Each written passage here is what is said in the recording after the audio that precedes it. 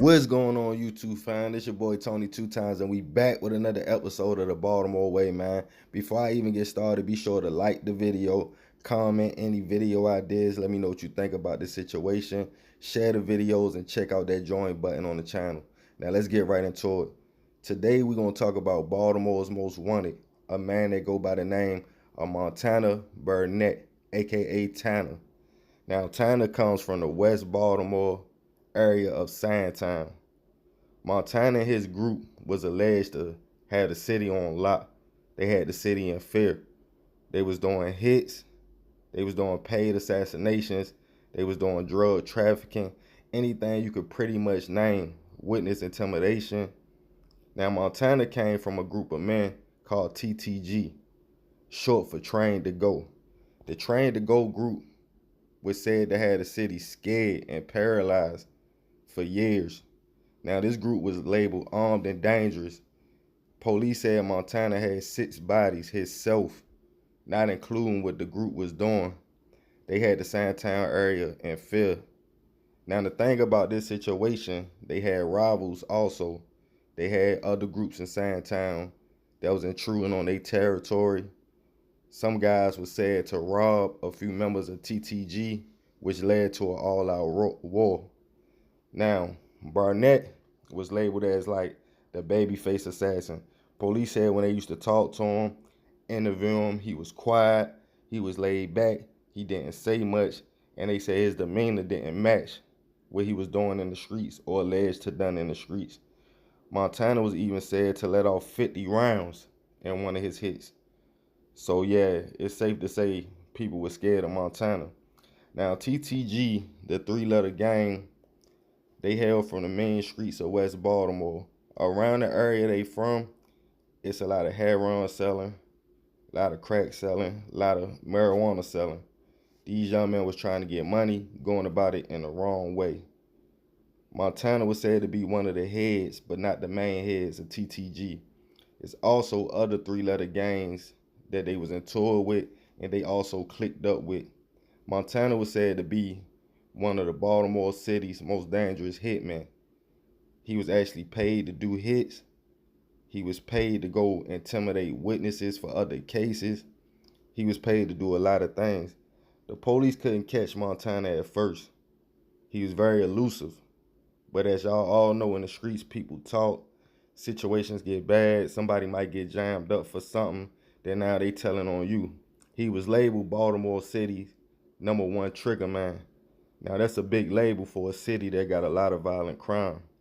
Now TTG got indicted 12 members, with one member of the guerrilla family, the BGF, like I always tell y'all, said to have told on TTG members.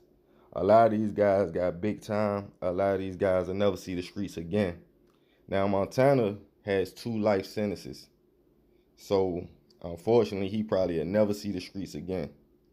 Now, man, a story like this, it just go to show you how a group of men can put their mind together and do something so terrible, so bad, instead of using their mind for good.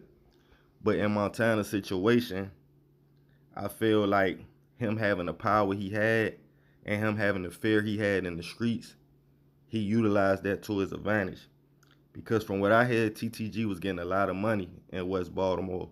For y'all that ain't from Baltimore, Sandtown is a neighborhood. It's a historic neighborhood. It got a lot of history behind that neighborhood. It's in West Baltimore. You feel me?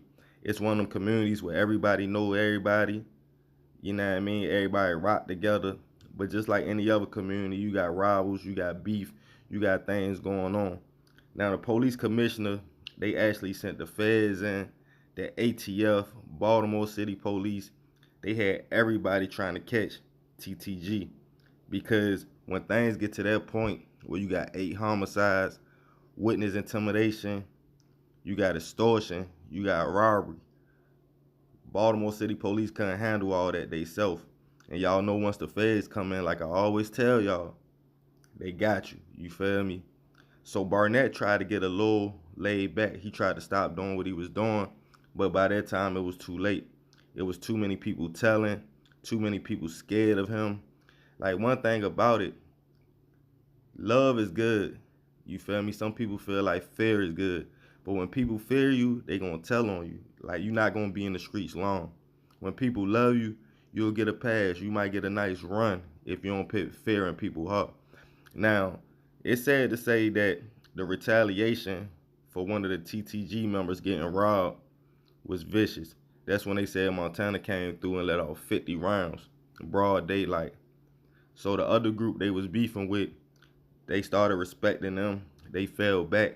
They knew Montana and his guys weren't nothing to play with. A lot of these guys was older, Montana being one of the youngest ones from the group. So of course they made him a shooter. You see what I'm saying?